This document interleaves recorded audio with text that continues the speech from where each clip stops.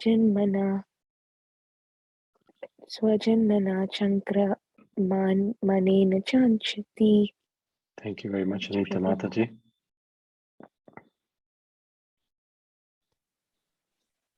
Aho alam slagyatamam yadokulam.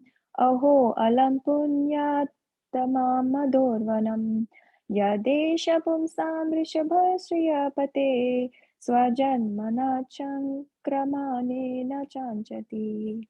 Thank you, Puna Mataji.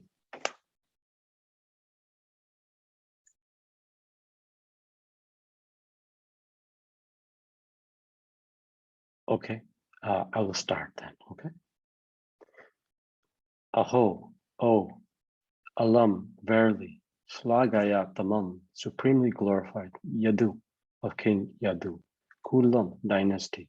Aho, oh, alam, verily, Punyatamam, supremely virtuous, Madhu, Vanam, the land of Mathura. Yat, because Aisha, this, Pumsam, of all living beings, Rishabha, supreme leader, Shriya, of the goddess of fortune, Pati, husband, Swajanma, by his appearance, Chankramanena, by crawling, Cha Anchati, glories. Translation and purport by His Divine Grace Srila A.C. Bhaktivedanta Swami Srila Prabhupada Ki Jai. Oh, how supremely glorified is the dynasty of King Yadu, and how virtuous is the land of Mathura, where the supreme leader of all living beings, the husband of the goddess of fortune, has taken his birth and wandered in his childhood. Oh, how supremely glorified is the dynasty of King Yadu, and how virtuous is the land of Mathura, where the supreme leader of all living beings, the husband of the goddess of fortune, has taken his birth and wandered in his childhood.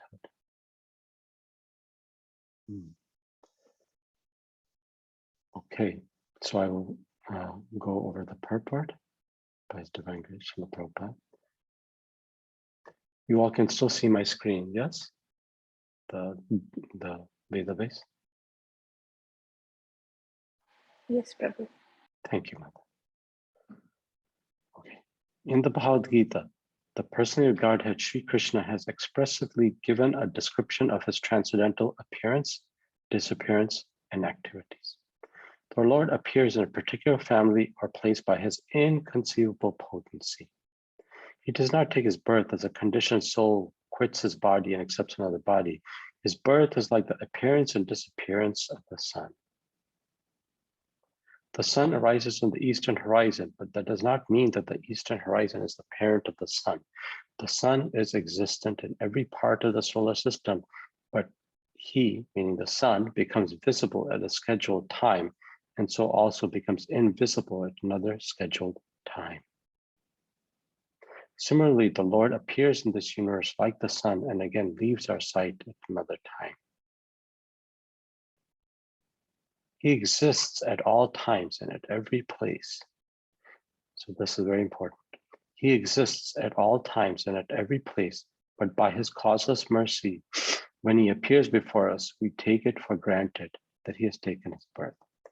Anyone who can understand this truth in terms of the statements of revealed scriptures certainly becomes liberated just after quitting the present body. Liberation is obtainable after all.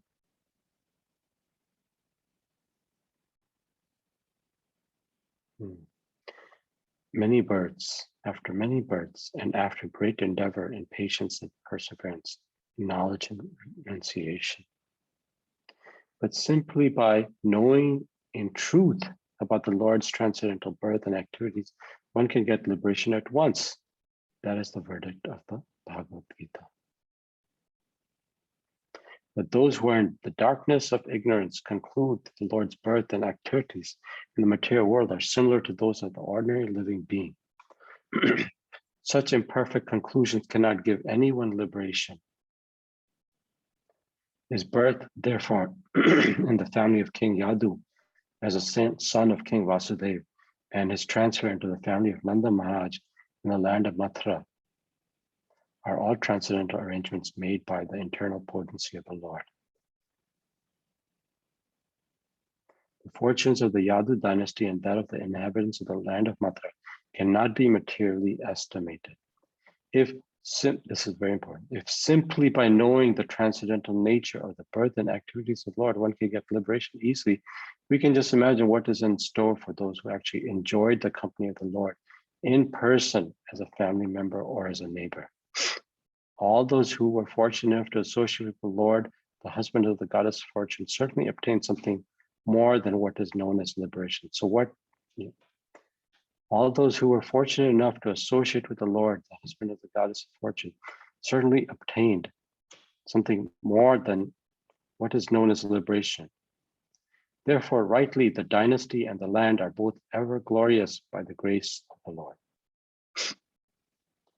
Going back to the verse. Aho alam slagaya tamam yadu kulam. Alo alam punyatamam madhurvanam. Yat e shapumsam rishabhe shriya patihi. Swajanma chankra manena kanchati.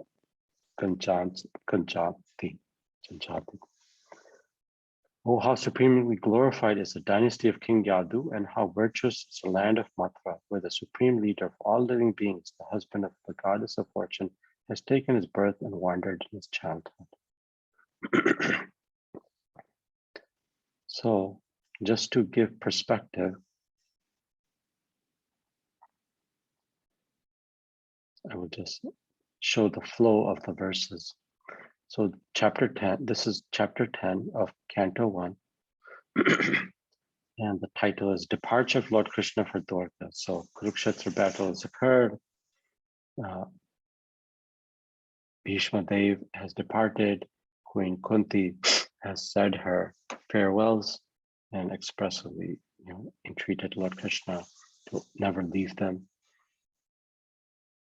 not just physically, but also within their hearts. And now we're reading about Lord Krishna preparing to leave Hastinapur for Dwarka.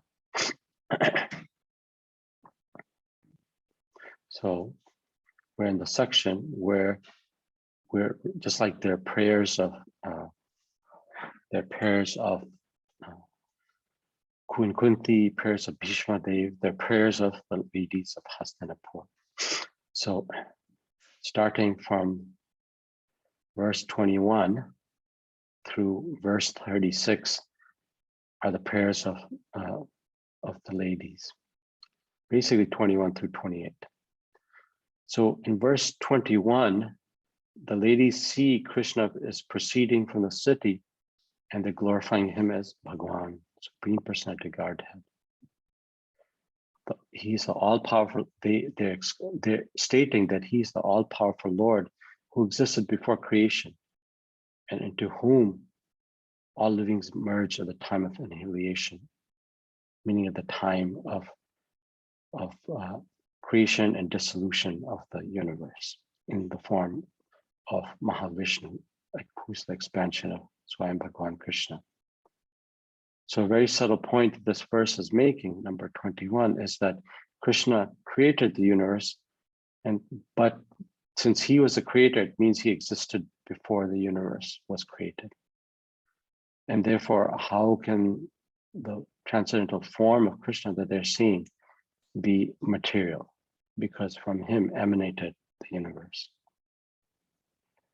That was number 21. So it was a very higher level Shastric statement about the potency of Lord Krishna. Like yesterday, Chaitanya Charan Prabhuji said something very wonderful. I don't know whether anybody remembers, but I think most of you were there. What did he say are the essence of all prayers that we hear from Vaishnavas in the Shastra? Does anybody remember? Glorification, purification, and instruction. Yes, very good. Hope you're doing better, Prabhu. Yes, so glorification, purification, and instruction. So, the prayers have glorification right there, where they're stating his glories as the source of all creation. And we'll see that in the process of as the prayer goes on, there's instructions. I'm sorry, there's purification of the heart, and then there are instructions. So always remember that. That was a very nice statement of something very complex that Prabhuji made about prayers. Verse 22 describes the potency that the living beings are manifested, not created, because jivas are eternal, manifested, meaning they take material bodies, and they're placed in the guidance of material nature when the universe is created, because the universe is created for the purpose of being a place of habitation for the jivas that are not in the spiritual world. And they're implying that all this takes place simply by his will. Srila Prabhupada says that elsewhere, that creation is simply a manifestation of the will. Creation of the material universe is simply a manifestation just of that one desire of Lord Krishna. That's it. That resulted in everything that we see and don't see in the material world. So the ladies are saying that by his will, the living beings manifest into this universe in a means of attempting to obtain happiness in a world of matter, which we know is not going to work based on Bhagavad Gita. And in verse 23, it's saying, they're saying, here is the same Swayam Bhagwan, Supreme Personality of Godhead, whose transcendental form is experienced by the great devotees, who are completely cleansed by devotional service with full control.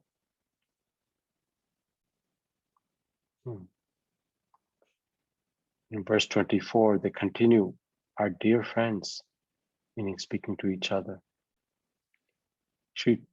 Here Sri Krishna's intimate pastimes are described by his great devotees in confidential scriptures. So now here they're pointing to something deeper, beyond creation. Although we now see him before us, he's nevertheless aloof and unaffected creator, maintainer, and annihilator of the entire material world. This Kunti talks about this. She states that although Krishna is, in verse 20, chapter 8, she says that although Krishna is present everywhere and even within us, she says, although Krishna is present everywhere and even within us, yet he's invisible to our eyes. So they're explaining this. And she says, this is very bewildering. So number 25 is then going on to answer, okay, then why, if he's aloof and beyond the material creation, then why has he appeared in the world? So the ladies say that he descends in his transcendental form to protect his devotees and establish righteous rulers, vanquish anarchy created by those that are irreligious administrators. The reasons that they're offering, the ladies of Hastinapur, should be familiar to us, right? Because Krishna himself claims this in Bhagavad Gita 4.7, 4.8. Specifically, he says, Pritrinam sadhanam vinashaya cha dushkatam dharm samsthapanartha sambhavami yuge yuge. Pritrinam sadhanam, to give pleasure to the devotees and uplift them. Vinashaya cha dushkatam. So Kriti is fortunate. Dushkriti means very unfortunate. Negatively focused jivas to put them into control. Dharma samsthapanartha sambhavami yuge. So he himself comes to establish dharma, and he places administrators like Yudhishthira Maharaj, Parikshit Maharaj, etc., to oversee that administration, that they are true representatives of the Lord. And then, so, they've gone from talking about Krishna as a source of all creation, and then Krishna as being experienced by the great devotees in a much more intimate manner that's beyond him as a creator. And then they're asking, why is he appearing? And then they say, well, he's appearing to help control administration of the universe. And it's a Lord's natural duty. It's his natural dharma, so to speak. Although dharma, Bhagavad Gita explains to us, is nothing more than doing Krishna's will. But it's his dharma to sustain every living being. And then in this verse, the lady's attention starts taking kind of a more intimate attempt at trying to understand him. It turns to appreciating the fortune of the Yadus and the land of Mathura. Because why? Because on that land, so Vrindavan is in the district Mathura. So on that land is where the Lord took his birth. So that's why they're appreciating it. And he performed his childhood pastime. So we'll speak about this. In fact, the devotee who read verse 27, Srila Prabhupada will specifically mention the glories of Dwarka, Mathura, and Vrindavan, because devotional service in these three places is magnified. And someone who goes there to follow the instruction of Shastra achieves the same result as was obtained during the presence of Lord Krishna. Because Krishna and his abode in this world can be obtained by a devotee who's following the instruction of Shastra. So the flow of this verses is, the idea is that to appreciate such intimate, loving exchanges between the Lord and his most qualified devotees in Hastinapur, Dwarka, Mathura, Vrindavan, because these exchanges between Krishna and his devotees resembles that between, in this material world, between men and women. So in order to understand that, one must first understand Krishna's position as supreme powerful Swayam Bhagwan. Just like Devaki and Vasudev in the prison house of Kamsa, when they greet Krishna, they welcome him by appreciating him as the Lord of the universe. So the ladies in Hastinapur likewise are opening their prayers by detailing Krishna's potency in creating, maintaining, and annihilating the universe. If one knows Krishna's identity, the idea is we will not mistake his intimate dealings with his most closest, dear, beloved devotees in all these dhams. So it's because our material identification is so strong that we take our material conditioning into spiritual life. That's why you see devotees or people who go to temples or churches, etc., in a materialistic mode, that I'll give this to you, O Lord, I'll donate some dollars, and in return, you give me this. And that's what Prahlad Maharaj said, the only benediction, Srila Prabhupada called it the perfect prayer. The only benediction I want from you, my dear Lord Nrsimhadev, is to remove any materialistic desire from my heart. So that's such a strong flow amongst all conditioned beings in this world, in this universe, that the ladies are first trying to explain who's Krishna before, going forward with those and appreciating that he's going to go to Dwarka and have very intimate dealings with his beloved Dwarkabasis. So a couple of points I wanted to make, and then I was going to try to play a clip by Srila Prabhupada. And maybe Narottam Das Prabhu can assist me if there's some technical difficulty. So something, there are many important points here, but some things I wanted to highlight is where he says, this section here, He does not take his birth as a conditioned soul quits his body and accepts another body. His birth is like the appearance and disappearance of the sun. The sun arises in the eastern horizon, but that does not mean that the eastern horizon is the parent of the sun.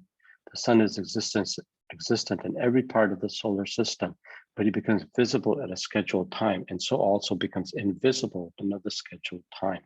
Similarly, the Lord appears in this universe like the sun and again leaves our sight at another time. So, so this is very similar to, most of you probably have seen this before. Just move the controls. In Bhagavad Gita, this analogy of the rising and setting of the sun is used often in describing Krishna's, appearance and disappearance in the material universe. And a particularly relevant verse is this one. I think you all have read this before, but it's very similar to what Srila Prabhupada is explaining. Chapter 4, verse 6 in the Bhagavad Gita. Ajopi san avyayatmana bhutanam ishvara ati san prakritim swam atishtaya swam bhavami atmamaya yaya. Although I am unborn and my transcendental body never deteriorates, and although I'm the Lord of all living entities, I still appear in every millennium in my original transcendental form. See the similarity between that and what is being said here.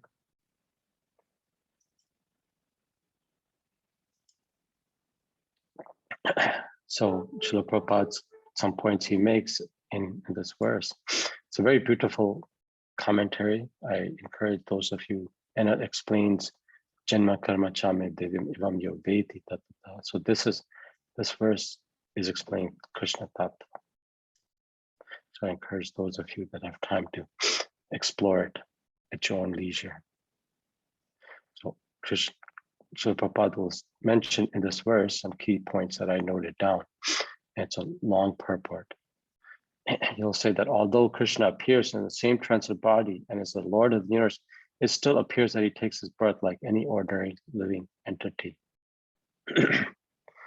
And his appearance and disappearance are like the sun, rising, moving, disappearing. When the sun is out of sight, we think that the sun has set. When the sun is before our eyes, we think that the sun is on the horizon. Actually, sun is fixed, but owing to our defective insufficiency, we calculate appearance and disappearance of the sun in the sky. And because the Lord's appearance and disappearance are completely different from that of an ordinary common living being, it is evident that he is eternal, blissful knowledge by his internal potency. He's never contaminated by material nature. So very similar comment to what Srila Prabhupada is making here in this particular verse, right? Talks about liberation and the appearance and misconceptions. I wanted to explore this verse a bit more because it's actually explaining Krishna Tattva about his appearance and disappearance. So the idea here is that Krishna is saying, I'm without birth and I appear. So one may say, okay, what's so unusual about that, right? The jivas also appear, and we understand from Gita that the jiva is actually also without birth and then take quote unquote birth after the destruction of the gross body. So the jiva also appears and disappears. So the Lord addresses that by saying, back up here, this word, avyaya atmana, avyaya atma.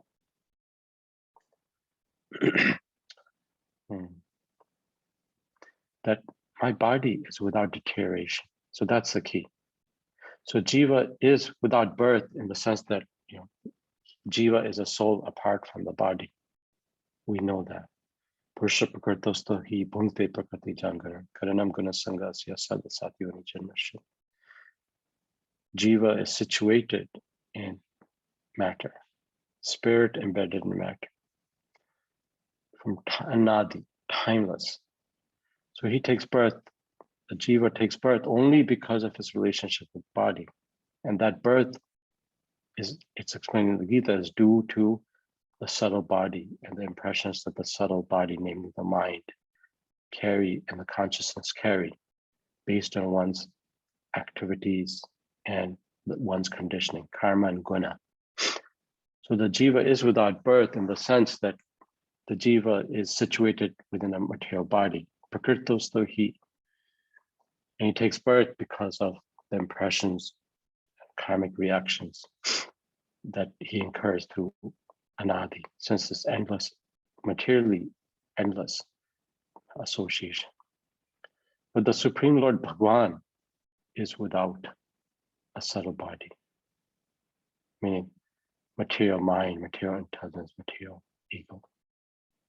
And we know that Krishna explains to us in Gita that matter and jivas are his energy. So he's not controlled by them, he exists before them. And that's what the ladies in Dwarkavasis were explaining in the very first verse, 21, that he's the source of creation. Therefore, his self must be made of that which is beyond material creation. So here, Lord Krishna says, so very important, Avya Atma. So that's how he's different. His appearance and disappearance is different because his body is without deterioration. Why? Because it's not composed of the subtle body. So, he's saying, then the next very important, this is this Prakritim Swam Adhishtaya.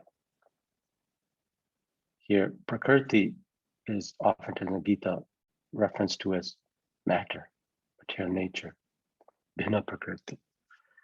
But here he's making a distinction. In this, here, Srila Prabhupada in the Acharya translated as transcendental form. So I am of myself, Adhishtaya, being so situated, that I make my appearance, Swambhavami, Sambhavami. I make my appearance in my own form, Prakritim Swam Adhishtaya, meaning in my Sarup. Sarup, Sanskrit dictionary says, means one's identity. In my transcendental form, and not in material forms like we occupy. So and then so first thing is that he explains that his body is without deterioration, so it's different from the material body. And then what's different about it? It's Prakritin Swam Adhishtaya. It's actually my identity beyond matter. So Lord Krishna's appearance in this verse is explaining in his eternal form, transcendental form, is his Atmamaya, his causeless mercy, my eternal energy. Antaranga, internal energy. And it's bestowed on living beings. Why? So that we can concentrate on Bhagwan as he is. So key takeaway point from here is that everything in relation to Krishna is spirit. Contrast with the conditioned soul, the jiva, atmas, that are embedded within this material universe. That atma is actually embedded within Prakriti and is different from the body given by Prakriti. But because the Lord's body and his personal self are identical, his position is always different from that of an ordinary being. And this is what Srila Prabhupada is trying to reference. He does not take his birth as a conditioned soul. Why? Because he does not have a subtle body, is not under the influence of karma or prakriti, Prakriti manifestation, Prakriti is guna.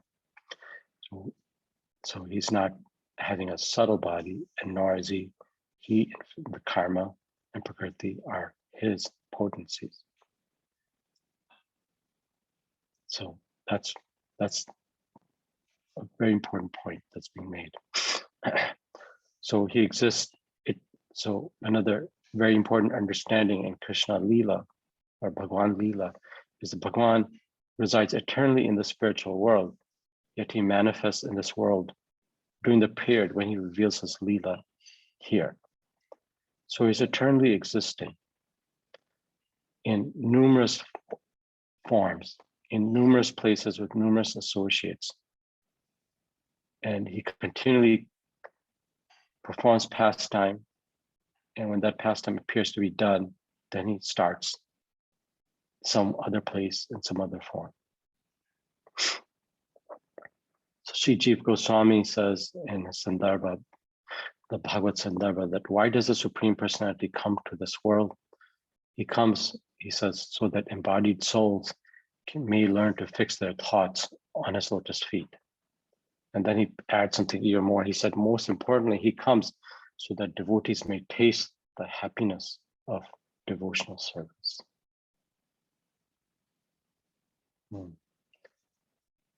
So this, I wanted to point out the understanding, the tattva of Krishna Leela that's explained in this verse here.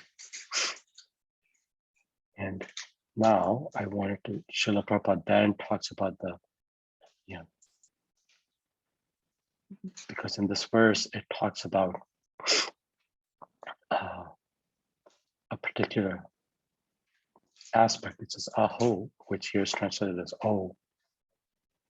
And some dictionaries state aho can mean how, or somebody who's bewildered by the potency of something happening. Shlagyaha, which is most, and tamam, which means the most praiseworthy. Yadu kulamam. So there's King Yadu and the entire family of King Yadu, because King Yadu had 4 clans, out of which one of which was the Vrishni clan. And their empire went all the way from Gujarat, Dwarka, all the way to Mathura. And Krishna belonged to the Vrishni clan. So how fortunate, how praiseworthy, most tamamam, most or supremely shlagaya, praiseworthy or glorified is the family of King Yadu. Aho alam punyatamam. So punyam, most people understand as pious, but it can also be understood as sacred, most auspicious. Madhu vananam. So vana means, as we know from the name of Vanmali Prabhu, vana means forest. So Madhu vananam means the forest of Madhuvan. How supremely sacred and auspicious is the forest of Madhuvan, where he is the Rishabha, the supreme leader. Sometimes Krishna in Bhagavad Gita refers to Arjuna as Rishabha, Bharat Rishabha. And of the goddess of fortune, he is the Patihi, the husband, because by his appearance, Swajamna, Chankara Manena, he's crawling in his poop. So Srila Prabhupada in here explains the great fortune of those who appear in the land of the Yad, in the land of Mathura and Vrindavan, of which happens to be a village in the district of Mathura. And Srila Prabhupada says something very wonderful. If simply by knowing transcendental nature and further activities, one can get liberation, janma karma chana vidyam, evam yoveti tatata. We can just imagine what is in store for those who actually enjoyed the company of the Lord in person as a family member.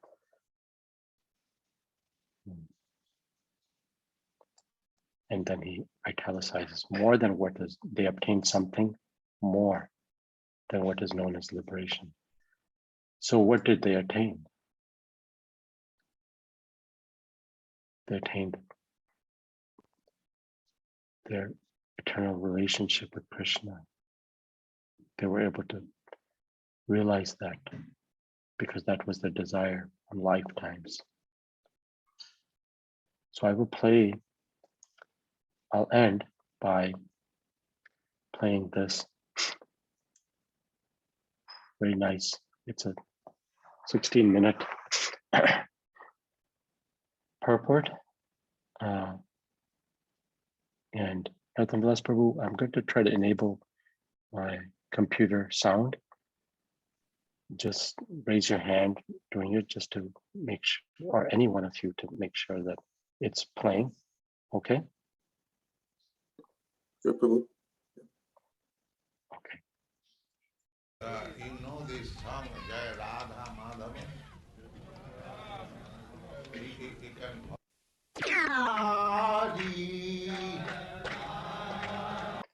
Can you guys hear that? Yes or no? Yes, Prabhu. Okay. Yes, Prabhu. Wait, can you increase the volume, Prabhu? Yeah, smartphone. Jaya Radha Madhava Kunja Bihari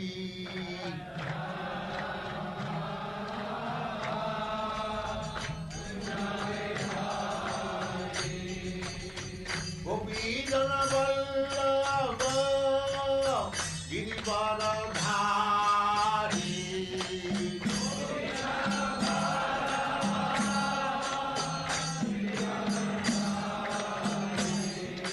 Gopi Jana Vallabha Girivaradhari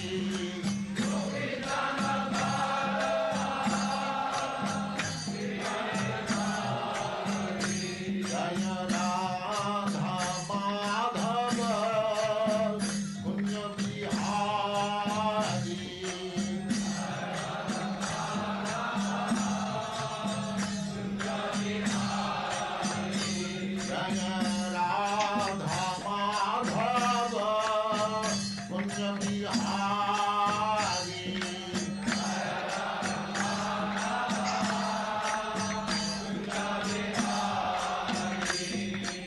Gopi Jana Vallabha Girivaradhari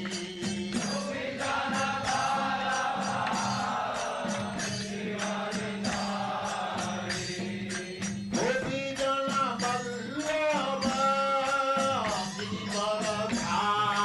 Vallabha Girivaradhari Radha Madhava Kunja Bihari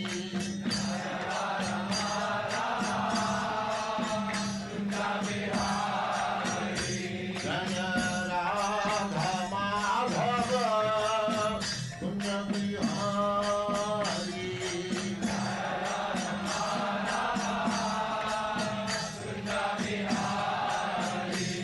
Jaya Jasodanandana Gopi Jana Ranjana Jaya Jasodanandana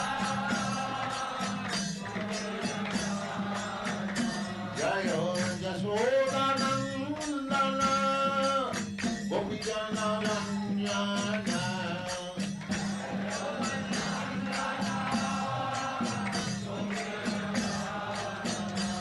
Jaya Jasodanandana Gopi Jana Ranjana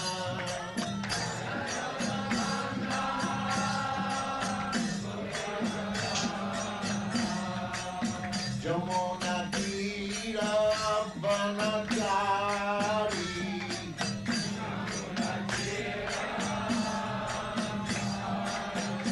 Jaya Jasodanandana Gopi Jana Ranjana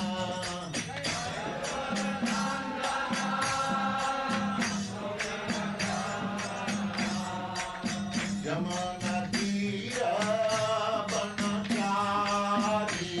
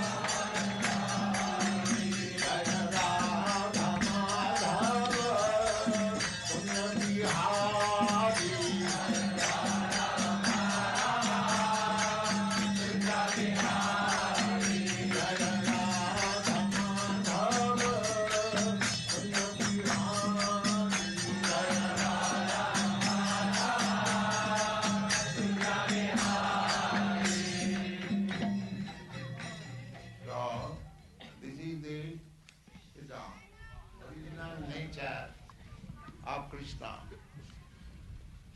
original nature of Krishna. He is Radha Madhav. He is lover of Srimati Radha and Kunja Bihari, always enjoying the company of the gopis within the bushes of Vrindavan forest. Radha Madhava Kunja Bihari. So he is not only lover of Radharani, but Brajajana Balla. The whole residents of Vrindavan, they love Krishna. They do not know anything else. They do not know whether Krishna is God or not. Neither they are very much harassed that I shall love Krishna if he is God. He may be God or he may be whatever he is. It doesn't matter, but we love God, Krishna. That is called unalloyed love. If Krishna is God, then I shall love him. This is conditional love. This is not pure love. Krishna may be God or whatever he may be, but by his wonderful acts, the Brajavasi, they are thinking, oh, Krishna is very wonderful child, maybe some demigod. Maybe some demigod. Because people are generally under the impression that the demigods are all powerful. They are powerful within this material world. But they do not know that Krishna is above all of them. Ishvara Parama Krishna. Sacinandana Vigraha. The highest demigod, Brahma, is giving his opinion. The supreme controller is Krishna. So as the residents of Vrindavan, they love Krishna without any condition. Similarly, Krishna also loves them without any condition. Brajajana Vallabha Girivaradha. When the inhabitants of Vrindavan were in danger because they stopped Indra Jagga, and Indra became very angry and he sent very great powerful cloud and rained over Vrindavan incessantly for 7 days. So when the inhabitants became very much disturbed, Krishna, although he was only 7 years old boy, he saved them by lifting the Govardhan bridge. So he taught Indradeva, demigod, that to stop your disturbance is the business of my little finger.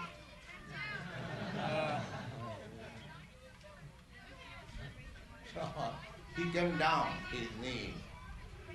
These things we find in Krishna book. So as Gopijana Vallabha, his only business is how to protect Gopijana.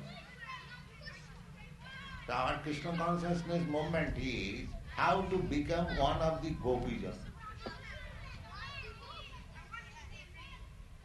Then Krishna will save us from any danger, even by lifting a hill or mountain. Krishna is so kind and so powerful. When Krishna lifted the hill, he did not practice some yoga system. That is God. Although he was a child, he was playing like a child, he was dealing like a child. But when there was need, he was manifesting as God. That is Krishna. That is Krishna.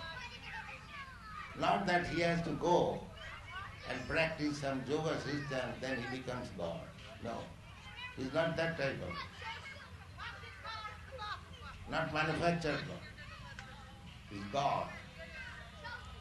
The Gopijana Vallama Girivardha. And as a child, as a beloved child of Jasoda Nanda, Krishna likes to be a child of his devotee. He wants to be chastised from his devotee father and mother, because everyone worships him. Nobody goes to chastise him. So he takes pleasure when a devotee chastises him. That is Krishna's service. If Krishna takes pleasure being chastised, so the responsibility is taken by devotee, all right, I shall become your father and chastise. When Krishna wants to fight, one of his devotees becomes Hiranyakasipu and fights with him. So, all activities of Krishna is with his devotee. He is, therefore, to become associate of Krishna, to develop Krishna consciousness. Jasodanandana, Brajajana Balla, Brajajana Ranjan. His only business is how to satisfy. As Brajajana's business is how to satisfy Krishna. Similarly, Krishna's business is how to satisfy Brajajana. This is reciprocation of love. Jamuna Thira Banasha. Krishna, the Supreme Personality of Godhead, is wandering on the banks of Jamuna to please the gopis, the cowherd boys, the birds, beasts, calves. They are not ordinary birds, beasts, calves, or men. They are on the top of self-realization. Kritapunna punya. After many, many lives, they got that position to play with Krishna. So, our Krishna consciousness movement is so nice that everyone can go to Krishna Loka and become his associate, as a friend or so many other things, as a servant, as father, as mother. And Krishna is agreeable to any one of these propositions. These things are described very nicely in our teachings of Lord Chaitanya. So, Krishna does not go even a step from Vrindavan. The original Krishna is Vrindavan. That is described in the Brahma Samhita. Chintamani prakara sadamasu kalpa vriksha laksha pritisu sudavira vipalanam Lakshmi sahasra sata sambrama sripumanam Govindam Madhipurusham. Brahma is accepting the Supreme Personality of Govinda, Krishna in Vrindavan. Vinum Kannantam. He is engaged in playing flute. Aravinda Dalayakaksham Varahamatang Samasitam Buddhasandaragam Kandatva Koti Kamaniya Visesa Sobham Govindam Adipurisam Tamam. So take advantage of these books, this knowledge, this prasadam, this chanting, and be happy and go to Krishna. So nice thing.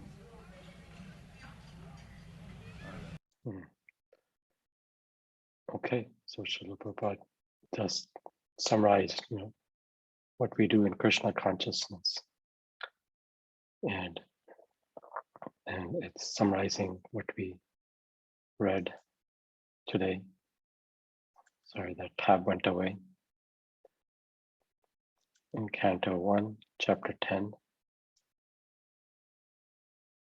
departure of Lord Krishna for Dwarka. Read this verse. Okay, it's past 9. Question. I hope you appreciated hearing from Srila Prabhupada about the fortune of being. He expounded on this term that all those fortunate after associate with Lord, the husband of goddess fortune, certainly obtain something more than what is known as liberation. Therefore, the dynasty and the land are both ever glorious by the grace of the Lord. So Jai Radha Madhava explains that Srila Prabhupada said it's a perfect prayer. It's only 4 lines, but it summarizes everything about Krishna's pastimes. So we explored that, and then we explored about how to understand the birth, the appearance and disappearance of Krishna. We used verse 4.6 to help us understand that. Any comments or questions?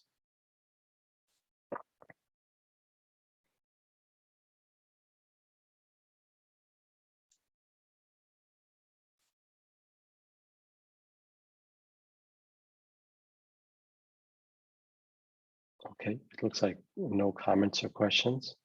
So we'll meet at the temple today for Sunday feast. Please join us if you can. I'm sure all of you are tired from yesterday evening's festival. Panchakalpatrubhyascha kripo sandabhi eva cha patitanam pavanabhyo vaishnavyo namo namah. Thank you very much. Srila Prabhupada ki jai. Take care. Hare Krishna. Bye-bye. Hare Krishna Prabhu. Thank you for playing that clip by Srila Prabhupada. It's really nice. Thank you, Prabhu. Hare Krishna. Yes. Yes, it is. Very wonderful. We don't He narrated hear. very wonderful. Srila Prabhupada voice is very good, Prabhuji. Yes. We heard and getting happy. Yes. To listen to Srila Prabhupada is reading Shastra is nice. Hearing from Acharya is even nicer. Thank you. Thank you. Okay. Take care, dear devotees. See you later. Bye-bye. Thank you. Thank you, Prabhu. Hare Krishna. Thank you. Hare Krishna. Hare Krishna. Hare Krishna.